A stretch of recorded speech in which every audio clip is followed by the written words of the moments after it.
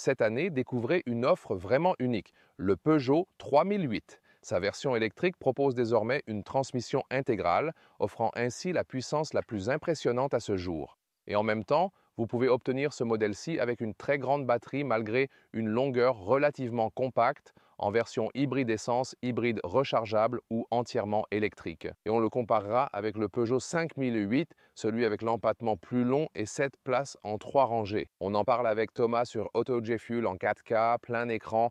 Allons-y, voici le 3008 en ce bleu Obsession magnifique, plutôt sympa et stylé. Un bleu Thomas qui me plaît énormément. Finition GT, niveau haut de gamme, très apprécié par les clients. Les phares Matrix LED sont inclus de série sans supplément. Plutôt sympa ici, ces griffes de Lion Peugeot qui descendent à cet endroit. Elles servent également de clignotant ou de feu de détresse dès que vous les activez, ce qui est très pratique. Calandre à point, un style très moderne. Ce qui est intéressant avec ce véhicule, c'est qu'il appartient au segment compact, mesurant 4,54 m ou 179 pouces.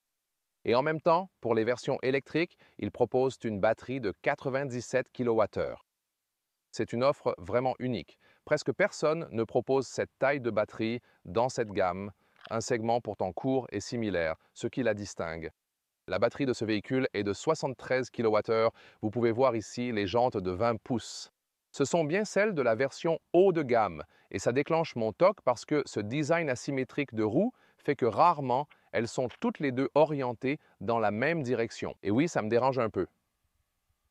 Qu'en pensez-vous? Dites-le moi en commentaire, la finition GT aussi avec du noir brillant autour des passages de roues. En traction intégrale toute nouvelle, fait le 0 à 100 km/h en seulement 6 secondes, ce qui est impressionnant. Cependant, cela est uniquement possible avec la plus petite batterie, de 73 kWh, car ils ont expliqué que combiner la transmission intégrale avec la grosse batterie ferait monter les prix de manière excessive. Et abordons directement ce sujet pour cette raison précise. Donc, le modèle de base démarre à 40 000 € moteur essence avec système MHEV, une hybridation légère.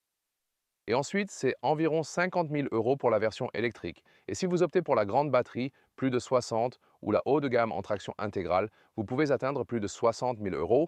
Donc, on parle de 40 à 60 000 € environ pour ce véhicule.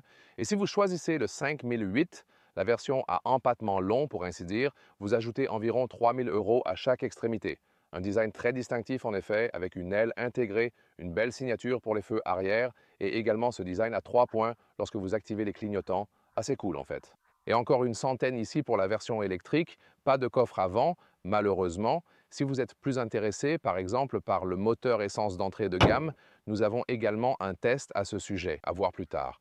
Et comme dit, hybride rechargeable aussi, intéressant. Nous avons également un commentaire détaillé sur les données. Dans la description de la vidéo, une section spéciale récapitule la puissance et les performances d'accélération pour chacun des moteurs disponibles. Et c'est souvent un véhicule à traction avant. Avec une version suralimentée comme ici, ce moteur avant est aussi le plus puissant. Et ensuite, un moteur arrière supplémentaire. Charge 11 ou 22 kW alternatifs et 160 kW continu. Alors pour la recharge, de 10% à 80% de charge, c'est plus de 30 minutes chacun. Et maintenant, notre comparaison se porte sur le 5008, qui est assez similaire à l'avant, mais nettement plus long ici, avec 4,79 mètres ou 199 pouces. Cela équivaut à 25 cm ou 10 pouces de plus en longueur totale. L'empattement, qui constitue ici l'élément principal, est prolongé de 16 cm ou 6 pouces, permettant ainsi d'intégrer confortablement 7 sièges à l'intérieur. Je vais bientôt comparer ça pour vous dans la partie intérieure. Vous avez une différence visuelle, bien sûr, en plus du fait qu'il est plus long. Ici, c'est une partie plus marquée dans le contraste argenté, vous savez, au niveau du dernier pilier. Et l'arrière présente également une légère différence. Ici, plus droit, un peu moins coupé, pour offrir davantage d'espace à l'intérieur pour plus de confort. Et on peut configurer jusqu'à 7 sièges.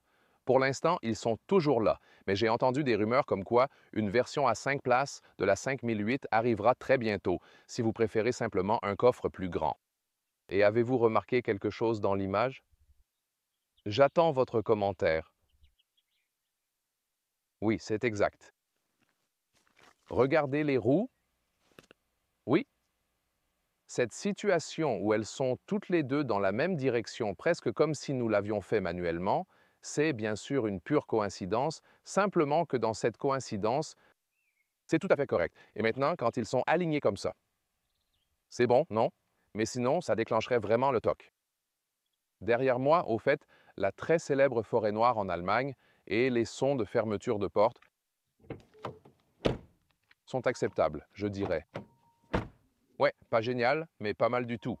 Et voici la clé standard de série, celle qui est fournie avec la voiture. La clé typique de PSA. Les portes offrent un revêtement souple, un insert en tissu élégant et un éclairage d'ambiance parfaitement intégré. Regardez ça. Et ça se prolonge également ici à l'intérieur, juste là derrière l'écran, voyez? En fait, cet écran volant sera assez spécial. On en dira plus bientôt. Le reste de l'intérieur des portes ici, c'est doux pour votre coude, mais là, je dirais que ça devrait être un peu plus épais. Ici, les commandes de fenêtres classiques, mais ça me semble illogique qu'elles descendent ainsi. Elles devraient être droites, c'est un choix de point.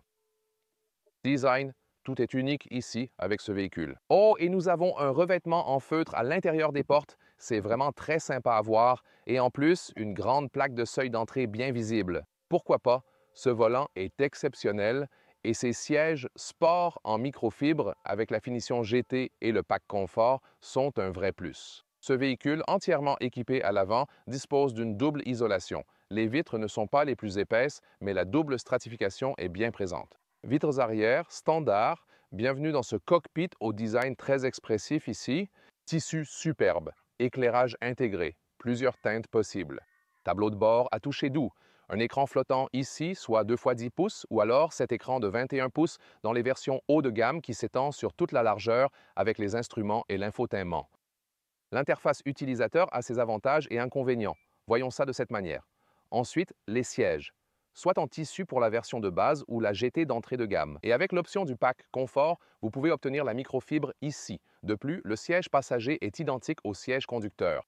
Si vous optez pour la finition de base, le siège passager sera moins confortable que celui du conducteur. Vous devez consulter les spécifications de votre marché. Par exemple, sur les marchés allemands et probablement d'autres marchés, c'est seulement si vous avez le pack confort dans la finition GT que ce siège est équivalent à ce siège. C'est vraiment crucial si vous conduisez fréquemment avec un passager. C'est vraiment super à savoir. Très doux ici pour le coude avec ce tissu sur le côté central, accoudoir séparé, un espace en dessous pour y ranger pas mal de choses pratiques. Les emplacements pour gobelets sont de style 2 points adaptatif. Ensuite, vous avez cet autre élément volant ici avec quelques touches raccourcies. Pas les plus utiles, je dois dire. Le plateau de charge inductive n'est pas ventilé cependant. Ensuite, il y a ce compartiment vraiment intéressant. Voyez ça. Il s'ouvre sur le côté avec 2 ports de charge ici. Pas de revêtement à l'intérieur, ni ici ni ailleurs, donc c'est assez basique. Mais ce qui est curieux, c'est que ça n'a pas vraiment de sens, honnêtement. Mais ce qui est intéressant, c'est que même si tu poses une pièce ici et que tu penses qu'elle se perd de ce côté-là, ce n'est pas vraiment le cas, parce que c'est construit de manière qu'ici, même la pièce revient. Donc, ouais, c'est bien qu'il ait cette fonctionnalité, mais la question est, pourquoi est-il construit à cet endroit? C'est bizarre, non?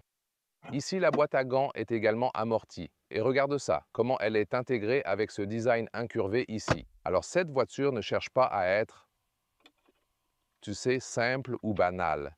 Elle aspire à quelque chose d'unique, d'extraordinaire. Donc ici, par exemple, avec les commandes conçues de cette façon, ouais, ordinaire ou carrément hors du commun. Alors, voilà où ça t'emmène vraiment, sans détour. Juste ici, les colonnes, elles sont vraiment assez standards. Et ce volant style gaming, avec un fond bien plat, mais cela crée beaucoup de plaisir en conduisant. C'est vrai en effet. Et ici, l'espace pour la tête. Pas de toit. Ma taille est de 189 cm. Il reste largement d'espace. Aucun souci à ce niveau. Alors, ouvrons également ce toit panoramique. Faisons-le immédiatement sans attendre. Voilà, c'est parti. Donc, tu peux vraiment l'ouvrir encore. C'est bien. Laisse un peu d'air frais entrer. Voilà, c'est fait. Et tu peux aussi mettre l'ombre s'il y a trop de soleil ou qu'il fait très chaud. Donc c'est également faisable. Et voici la perspective du conducteur avec les boutons situés directement sur le volant. Ils te fournissent également un retour d'information et ici pour le régulateur de vitesse par exemple. Et puis ici, quand tu regardes, pour moi, ça ne bloque pas grand-chose. Je pense que c'est bon aussi pour surveiller la vitesse et tout ça. L'infotainment ici, je te montre la caméra de recul. Ouais, la qualité pourrait être mieux, mais c'est plutôt correct. Et puis le split ici te permet de configurer tes propres raccourcis en bas, mais quand tu veux accéder à certaines options, ça peut prendre un peu de temps.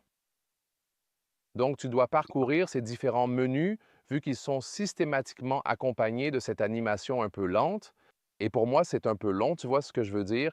Et certaines fonctions à activer sont vraiment trop complexes et difficiles à gérer. Et ouais, avec le temps, tu apprends peut-être plus sur ce véhicule, mais ensuite tu te demandes pourquoi il fait ça, tu vois? Et ensuite, tu dois revenir à d'autres modes où quelque chose finit par fonctionner correctement, tu comprends? Donc, ouais, mais tu finis par chercher, genre, comment est-ce que ça marche vraiment? Ah, ouais, je m'embrouille un peu moi-même là, c'est un peu confus. Tu vois ce que je veux dire? On revient avec l'unité climatique. Ensuite, tu te demandes, ouais, mais et les cordes de ventilation? Ah, nous y voilà. Ensuite, ça reprend vie. Et puis ici, dans le menu principal de ce système, voilà. Maintenant, il revient sur le menu précédent.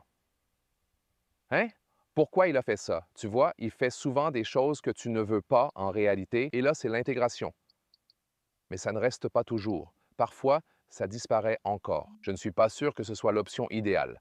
La nouveauté intéressante, c'est que si vous appuyez ici pendant 2 secondes, l'assistance de maintien dans la voie s'affiche en haut à gauche. Alerte de vitesse, bip, bip, bip, alerte, et aussi l'alerte de fatigue du conducteur sont tous désactivés en même temps. Apple CarPlay avec l'intégration présente ici, pas mal je dirais. L'unité climatique disparaît ici. Elle ne réapparaît qu'au menu principal après avoir utilisé le GPS interne de la voiture. Et la récupération ici, avec les palettes de changement, plus fortes ou moins fortes sur 3 niveaux, et c'est sauvegardé avec la dernière position. Passons à la partie préférée de Léa, on a trouvé une fonctionnalité intéressante. Et quand il fait plus sombre, on remarque même un éclairage d'ambiance dans le toit panoramique. Et même si vous appliquez cet écran, l'éclairage d'ambiance est en réalité situé juste en dessous. De cette Very manière, cool. lorsque l'écran se referme, l'éclairage d'ambiance continue d'être visible. Attention Donc, Yoda! mes cheveux sont presque écrasés. Une fonctionnalité sympa, visible de loin. Ici, bien sûr, quand il fait plus sombre, cet éclairage d'ambiance devient bien plus visible. Alors, c'est un truc, ouais, ils veulent vraiment rattraper Mercedes là-dessus, c'est évident. Sièges arrière, finition des portes, plastique dur en haut avec un bel insert en tissu. Ce design bizarre et énorme qui se replie, ici c'est dur, isofix à l'extérieur de chaque côté. Finition GT arrive ici avec une belle microfibre, puis en pliant ceci, des porte-gobelets adaptatifs et un support pour tablette. Mais c'est, disons, une qualité de construction moyenne. On peut aussi obtenir un siège chauffant pour les passagers arrière. C'est donc tout à fait possible. Avec le 3008 à empattement court, cette encoche offre suffisamment d'espace, même pour moi en tant que grand adulte, sans aucun problème de confort. Mais pas plus. Et pareil, Oui, bon, l'IA rigole à propos de la c'est position du vraiment siège. sympa. Oh, 2 euros sont tombés. Oui, c'était l'exemple de 2 euros pour la petite boîte à gants.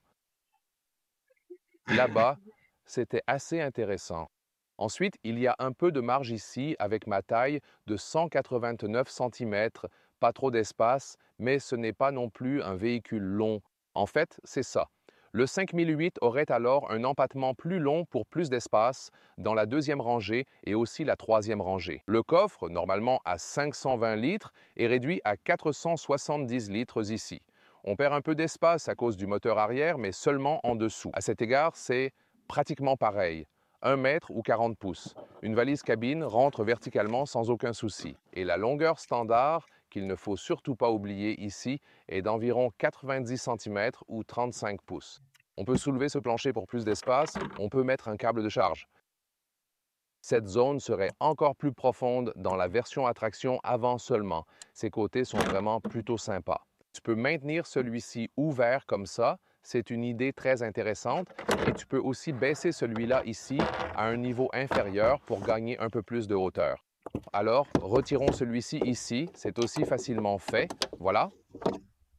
Et nous avons alors la hauteur totale ici, maximale, avec la position inférieure de 31 pouces ou un peu, oui, environ 78 cm. En haut, c'est vraiment très sujet aux rayures. La qualité de fabrication de ce matériau à l'intérieur est vraiment très mauvaise, pour ne pas dire décevante.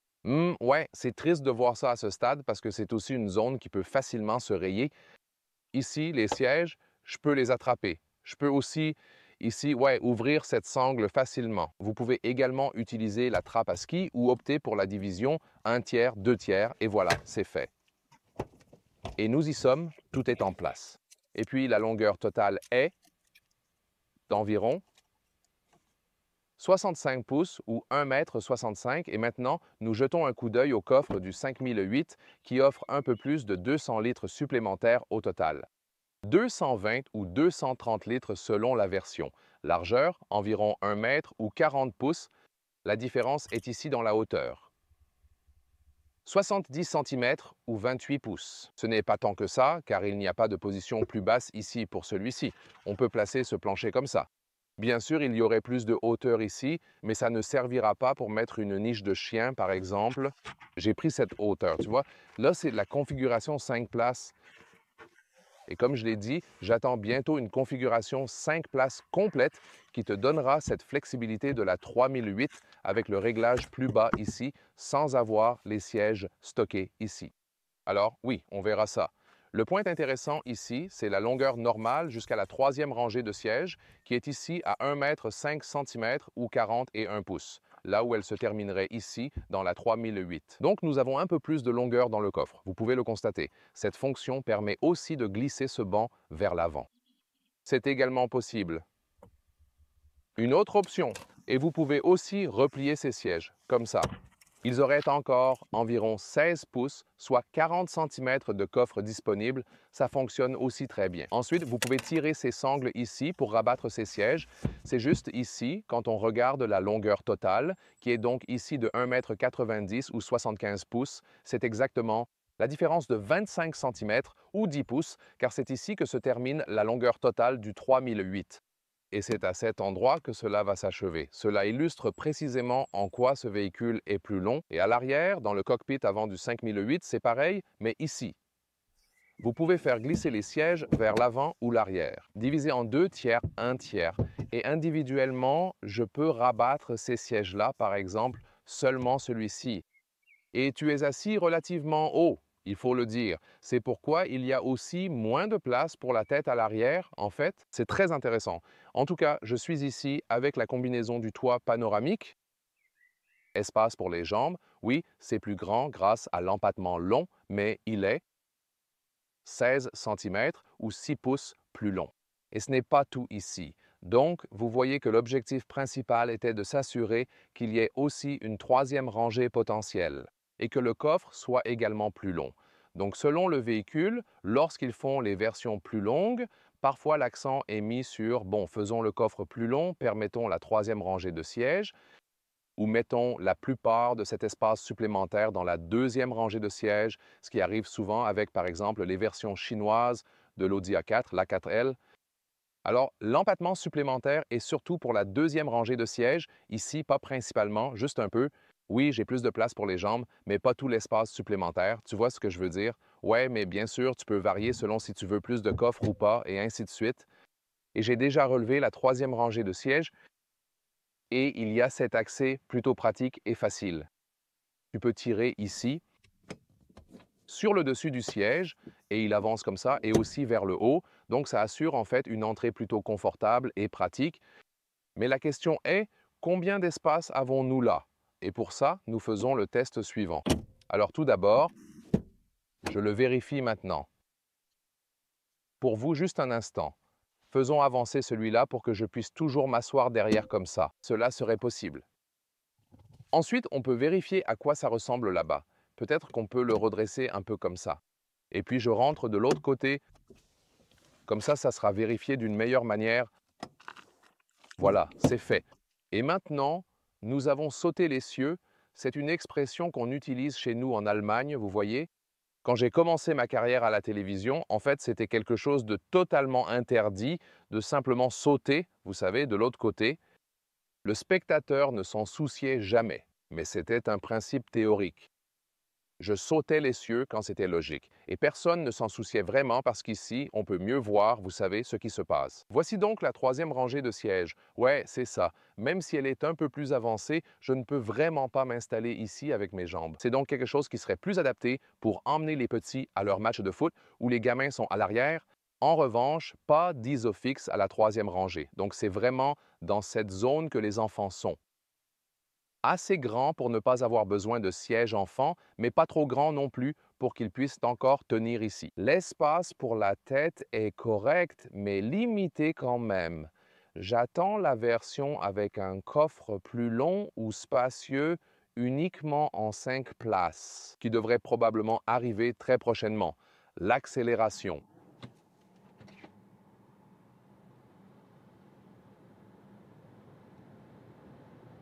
Oh, de 60 à 130 km/h avec la Peugeot 3008 AWD. Tout chemin. Oui, là, la désignation devient un peu compliquée. Vous avez aussi entendu nos bagages secouer dans le coffre là-bas. Swing, parce qu'elle a toujours une sacrée accélération. On ne peut pas la comparer avec des modèles électriques bien plus puissants. Parce que le temps de 0 à 100 ici est de 6 secondes avec la 3008. Mais vous voyez ici, sur l'autoroute, elle reste relativement rapide, mais il y a des SUV électriques plus performants et des modèles dans ce genre. Mais bien sûr, ce sera suffisant pour tous les cas d'utilisation. Ici, en mode sport, nous avons la puissance maximale disponible, 325 chevaux.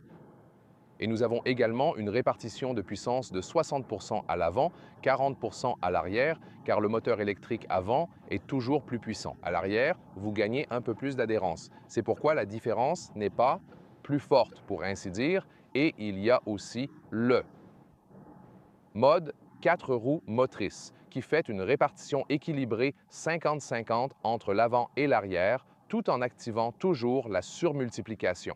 De la même manière que le mode sport active systématiquement la surmultiplication. Je vais bientôt aborder également les autres modes de conduite standard, comme le mode sport par exemple.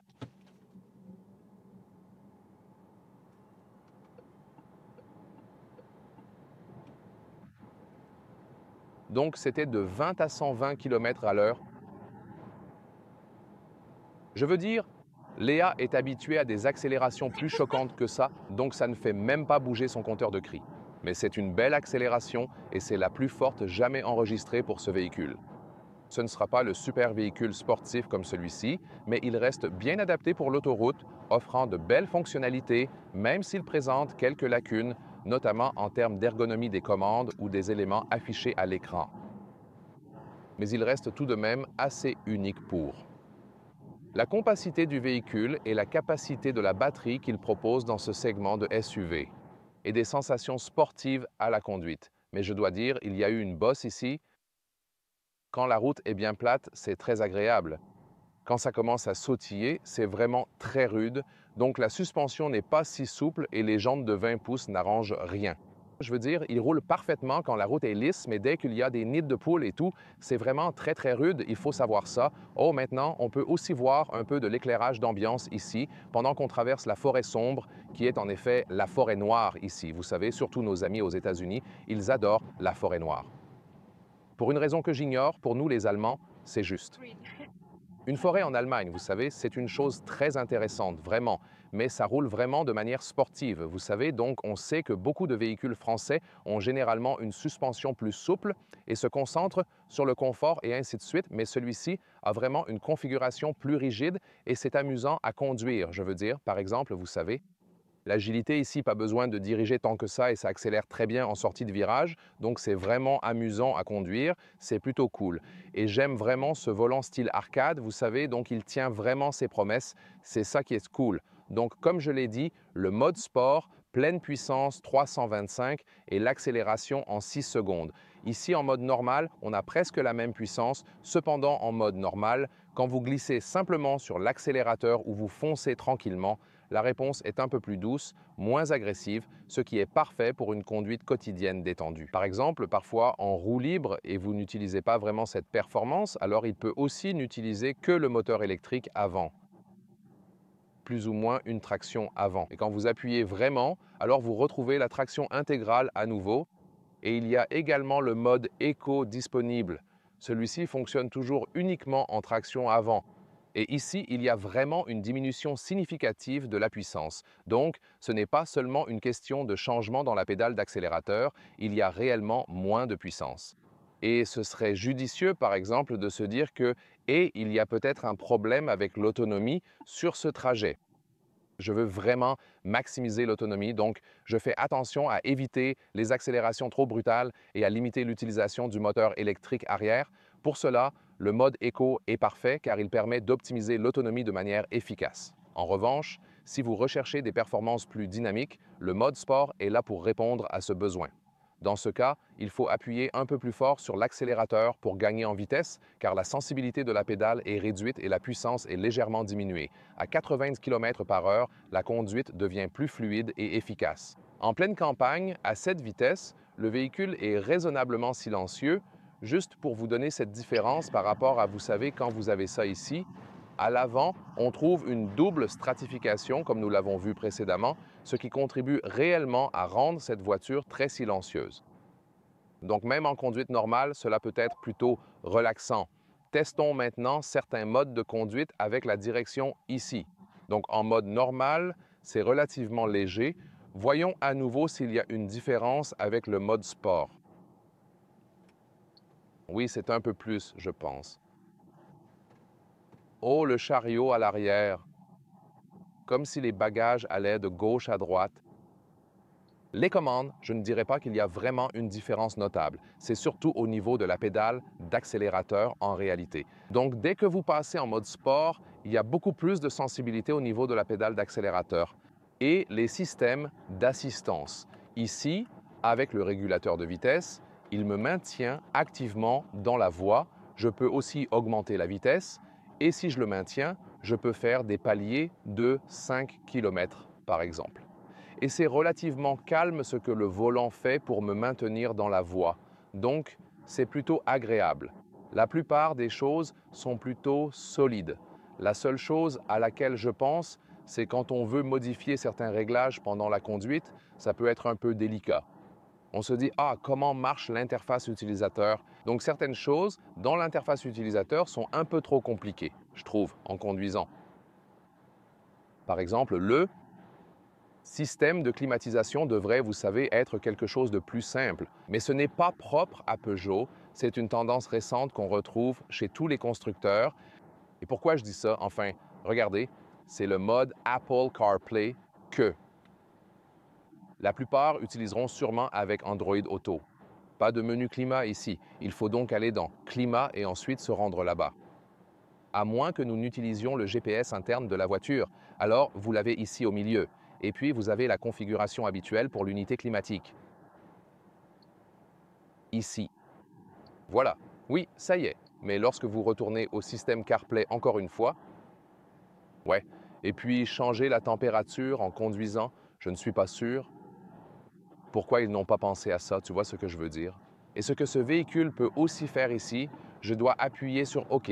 Puis, après avoir actionné le clignotant, il effectue un changement de voie automatique. Très bien, en fait, assez fluide. Jusqu'à présent, ce que nous avons vu des constructeurs français, cela semble être les systèmes d'assistance de niveau 2 les plus sophistiqués. On passe maintenant au 5008 ici, également le 5008. Avec la traction intégrale et un empattement de 16 cm plus long, ce qui est vraiment notable. La question est, ressentons-nous une différence en mode sport ici? Lorsque vous conduisez plutôt calmement, vous ne ressentez aucune différence car l'habitacle avant est le même. Ici maintenant, dans les virages, ouais, ça se conduit vraiment bien, c'est agréable et ça reste assez sportif, même dans les courbes un peu plus serrées. Tu ressens un peu la longueur, oui, surtout quand tu pousses un peu plus fort, par exemple, en sortie de virage. Mais la différence n'est en fait pas aussi grande qu'on pourrait l'imaginer. Une des raisons, surtout pour les versions électriques, est que tu as un centre de gravité bas grâce à la batterie située au bas du véhicule. Alors le poids ne diffère pas tellement. Oui, ici, dans des situations comme celle-ci, tu sens vraiment que le 3008 est plus agile grâce à l'empattement plus court. Intéressant, bien sûr. Est-ce que Léa ressent la différence? Pas tellement, pas tellement. Intéressant, intéressant. Alors, je veux dire, je ressens peut-être un peu plus la différence en tant que conducteur parce que tu sais, quand tu contrôles le volant, tu as une meilleure sensation ou quelque chose comme ça, mais c'est plutôt bien où ça parle en faveur du 5008 quand Léa dit qu'elle ne ressent pas tellement la différence. Car en général, un empattement plus long signifie oui, c'est peut-être plus calme ou plus stable en ligne droite sur l'autoroute, mais alors c'est moins amusant et moins agile dans les virages.